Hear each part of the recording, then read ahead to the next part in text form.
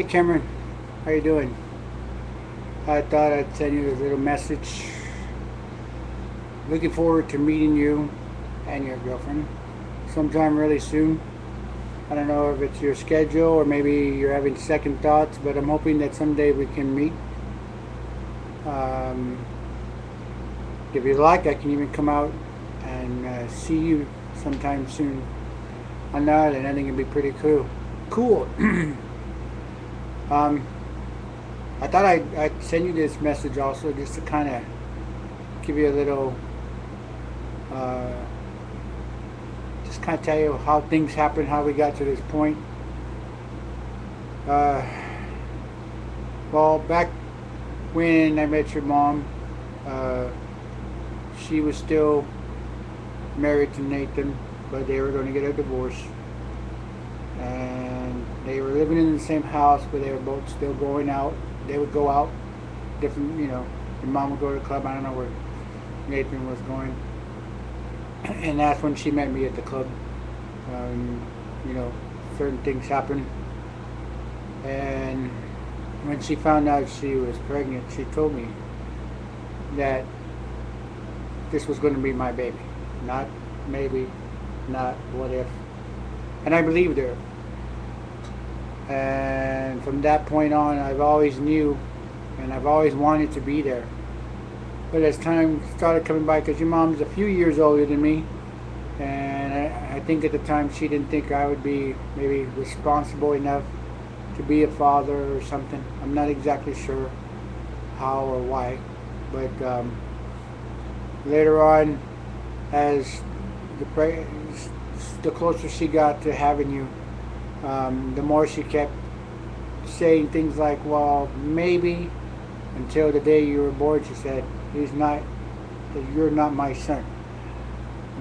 But I never did believe it or wanted to believe that. She did invite me over to the house to see you when you were a baby. I was pretty convinced then. And then I saw a picture of you when you were a year, but somehow or another we kind of lost touch. I don't really remember why, but I looked for you. I looked for you.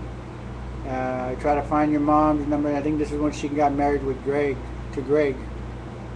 And then while at work, 4 or 5 years later, I just happened to go to the phone book.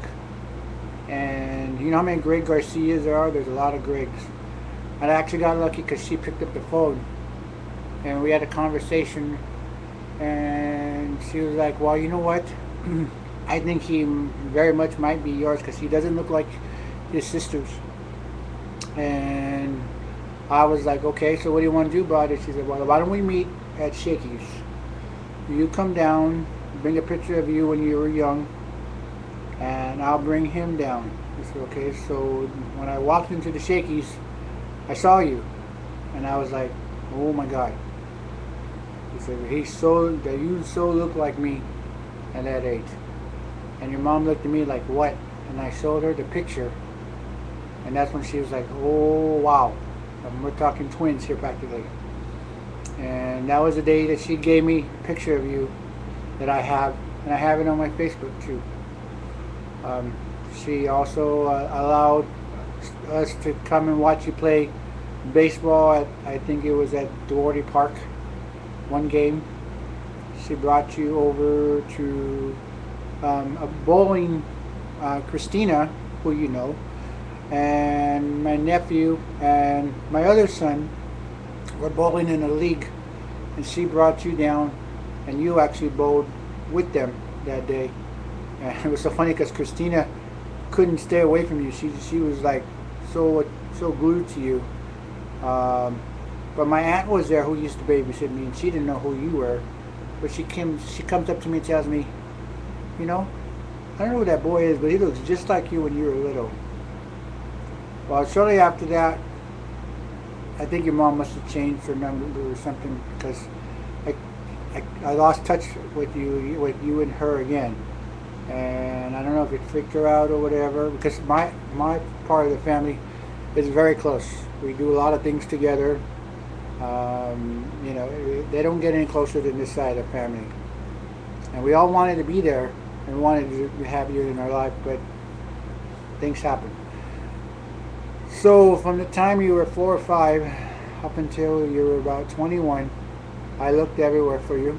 I couldn't find anywhere online or in the phone book. And then the internet started getting more popular, and I did Google searches and stuff, and I couldn't find you. Up until you had just turned 21 a few days before, and I don't know, I was watching, actually believe it or not, I was watching The Parent Trap, and then it hit me, hey, what about MySpace? And that's when I saw you, and I saw you in MySpace. And I knew it was you because everybody was wishing you happy birthday, and this was in May. And then I sent you the message, you contacted your mother, and then her and I met again, and she said the same thing when she saw me. Oh my God, it's like looking right at him. And I'm like, well, yeah. And then Christina became your friend too, and I found, you know, I found out that you had worked at IHOP, and I actually was living in Monrovia when you were working at IHOP. So I went there with my ex-girlfriend a few times and actually saw you, saw the way you walked, talked, and moved. And you know, I still didn't need any more convincing. I already knew. But your mom wanted me to wait, and it was very difficult because I mean I really wanted to just be able to say, hey, I'm your dad.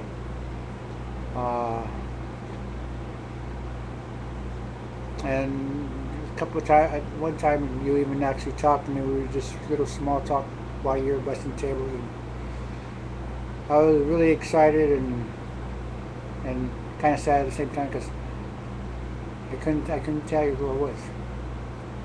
And then your mom invited me to go to one of your, I think Amber's son's birthday at Shakey's, at a place that I think they were getting ready to close it down too or something, I don't know. But I was under the impression that I was going to meet you, you were going to find out who I was.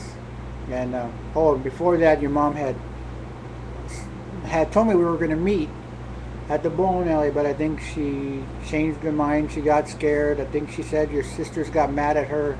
I'm not exactly sure, but anyway, so that came about. I went to the Shakey's. I was there, but I didn't know she wanted me to be there, secretive, not telling anybody who I was. So I just sat back in the one of the rooms that was next to where you guys were in the middle celebrating your nephew's birthday. And well, it was pretty hard, again, pretending to not let you know who I was. But I've always wanted to be there. I know it's not going to be the easiest thing to do when we meet. I mean, sure, it would be great. We can come in and act like, hey, we've been father-son relationship from forever. But whatever I can be in part of your life, it's great. The more the merrier, of course.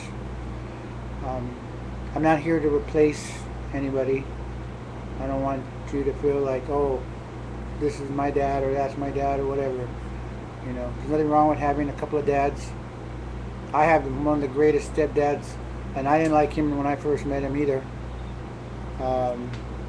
Speaking of dads, I wish you would have met mine, your grandfather. You'd be surprised how many pictures that I've seen on you on MySpace that you look like him too. Well, you know.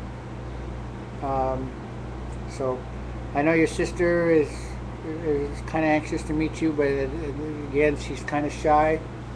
I've talked to my son, and he's, you know, he's okay, warmed up to it. But his mom and Nicole's mom are two different moms. Anyway, I'm going to cut this short because I'm running out of time. So hopefully I can see you either here or on the island, and maybe we can talk on Facebook too. Okay? Love you, Neil. Bye.